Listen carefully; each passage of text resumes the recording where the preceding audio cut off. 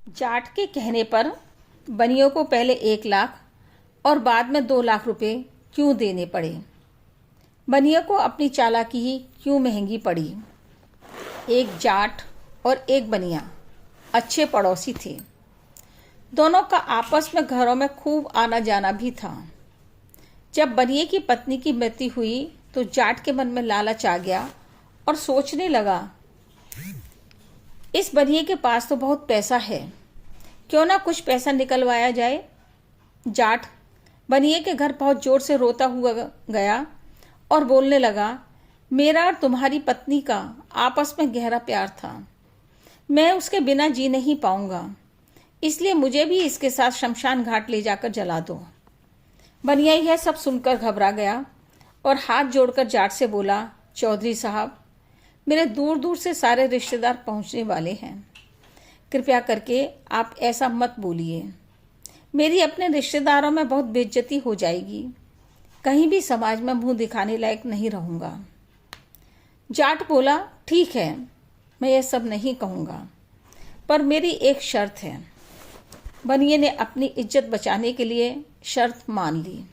जाट बोला, मुझे 1 लाख रुपया देना पड़ेगा, मैं लेकर बिना कुछ बोले चुपचाप निकल जाऊंगा। बनिए से 1 लाख रुपया लेकर जाट चुपचाप खुशी खुशी अपने घर चला गया। अब कुछ दिन बाद जाट की पत्नी मर गई।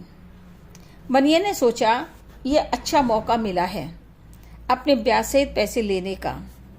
बनिया जाट से भी ज्यादा बुरी स्थिति में रोता हुआ जाट के घर पहुंचा और बोला, मेरा और तुम्हारी पत्नी का आपस में बहुत प्यार था। जब तक हम एक दूसरे को नहीं देख लेते थे चैन नहीं पड़ता था। मैं इसके बिना कैसे रह पाऊंगा? अपना सुख दुख किसके साथ शेयर करूंगा? इसलिए मुझे भी शमशान ले जाकर जला दो। बनिए का रोना सुनकर जाट अपने लड़कों से बोला, छोरो, थारी माँ कहे तो करे थी कि मेरा एक बनिए ते प्यार है। अच्छा, तो यही है वो बढ़िया, फूकाओ साले को, इसने भी अपनी माँ के साथ।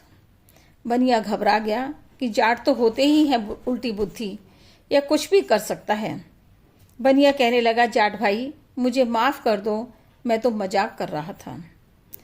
जाट तो यहाँ भी मौका नहीं छोड़ना चाहता था, अतः बोला, चल तुझे माफ कर दिया, पर एक शर्त, 2 लाख रुपए लेकर आ, वरना लड़के तने फूकणने तैयार खड़े हैं।